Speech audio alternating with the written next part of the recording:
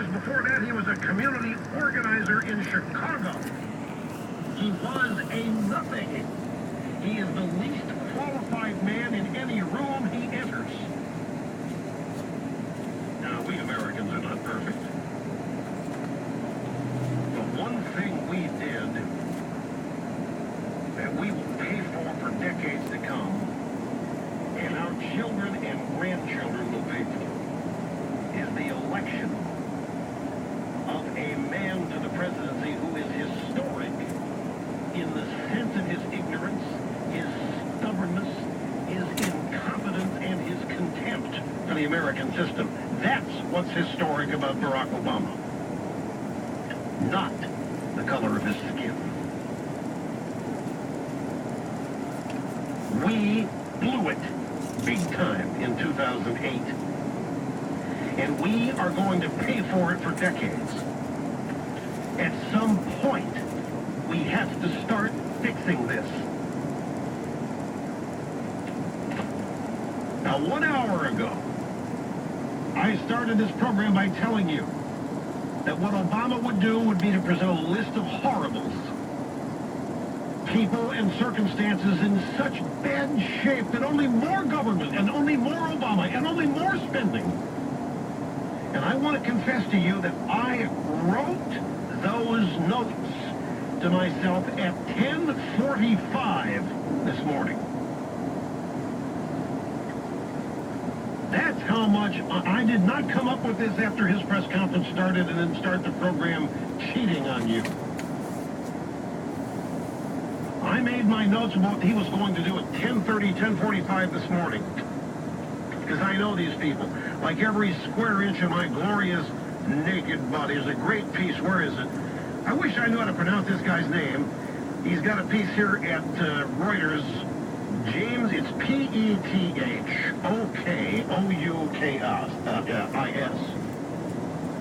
To me, it looks like Pethokoukis.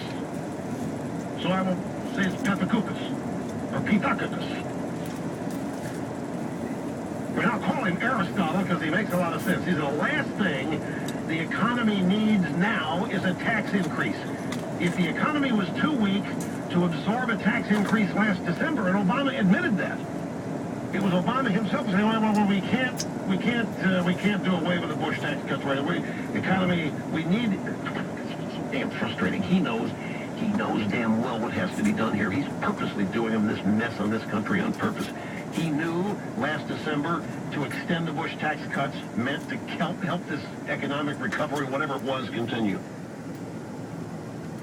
And so, Mr. Aristotle here says the last thing the economy needs is a tax hike. If the economy was too weak to absorb a tax increase last December, when the White House and Congress agreed to extend all the Bush tax cuts for 2 more years, its health is even worse today. The economy grew just 1.9% in the first quarter. Many economists now think it might grow just 2% in the second quarter or even less, which ought to be a red flag to Washington. New research from the Federal Reserve finds that since 1947, when 2-quarter annualized real GDP growth falls below 2%, which we're on the verge of doing, recession follows within a year, 48% of the time.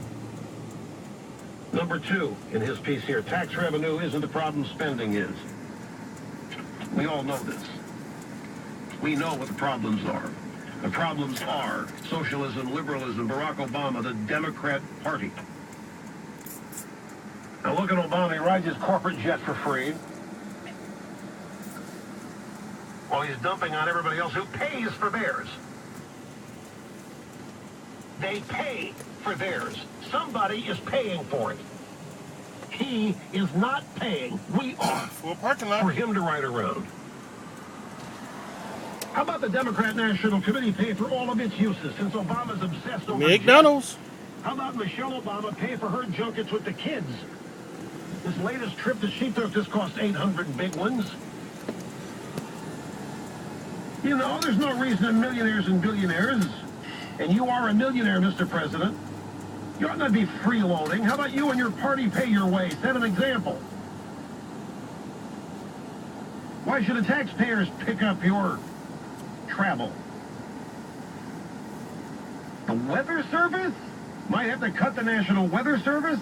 So we have a near $4 trillion budget, folks. Our budget is near $4 trillion, and he proposes cutting or threatens in order to scare you, cutting the Weather Service. Why? Because you might not get advance warning of a tornado, and we can't have that happen. So no, we can't cut the Weather Service. Well, how about cutting the EPA, the Environmental Protection Agency? How about cutting some of the bloated salaries of the czars, the bloated federal workforce? How about cutting all the subsidies to the left-wing groups, CBS, the Planned Parenthoods, PBS, Acorn, and all the rest of them? There's plenty of bloat we could get rid of. Starve left-wing activists who have no business getting federal taxpayer dollars in the first place. How about getting rid of Obamacare?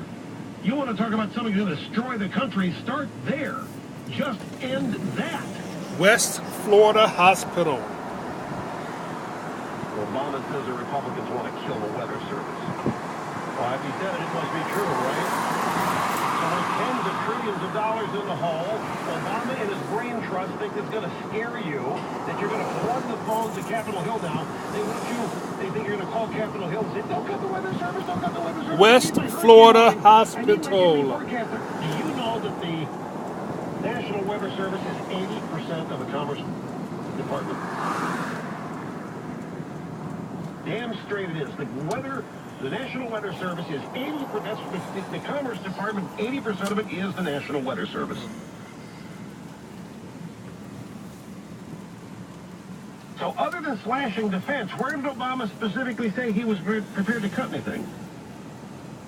Anybody actually believe the guy who did more to destroy this economy and grow the government is bringing a balanced approach to governing? The beautiful West Florida Hospital. Like asking a burglar to give interior design tips on the house he just burgled. We don't need, nor do we want, interior design tips from Obama. We want him to stop stealing from us. We want Obama to stop stealing from our children, and he refuses, as you would expect. He's a burglar. All liberals are burglars. All liberals are thieves. That's what they do. It is who they are.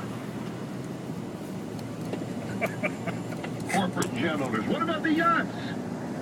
What about people's large homes? What about exotic cars? What about five-star hotels? What about five-star restaurants? What about diamonds and pearls and gold and leather shoes? What about silk ties? What about top-of-the-line wine? What about first-class travel? How about 65-inch widescreen TVs? What about all the other things? And there are so many more. They should be taxed, too, and regulated and destroyed out of existence so that we can pay for more government, of course. Come on, what are you doing? Why don't everybody's widescreen, Move. particularly 3D now? Let's really hit the iPads. You know, that's a luxury. Let's go after the iPad 3's coming out, the iPhone 5. Let's hit them up in advance. Let's hit up everything that's a sign of progress in this country and tax the hell out of it so that it ceases to exist. Let's just tax ourselves back to the 7th century so the Muslims will be happy at Al-Qaeda. You leave it up to Obama, we won't need to be defeated by Al-Qaeda. We'll end up in the 7th century on our own. Jobs are going to be affected. Not those who mine the resources, work in the factories, work at the retail shops, on and on. No, just McDonald's, the rich are going to be punished, right? Taco Bell. In the meantime, Michelle Obama will wear her designer dress, Barack will fly Air Force One, and all will be well, and he'll end up flying around getting away from her anytime he can, eating greasy cheeseburgers and french fries, while telling everybody else to go out and eat watercress vinaigrette.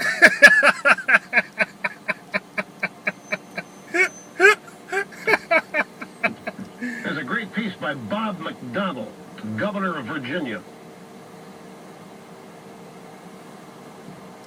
about Republican governors and their records and how they are solving problems in a Wall Street Journal.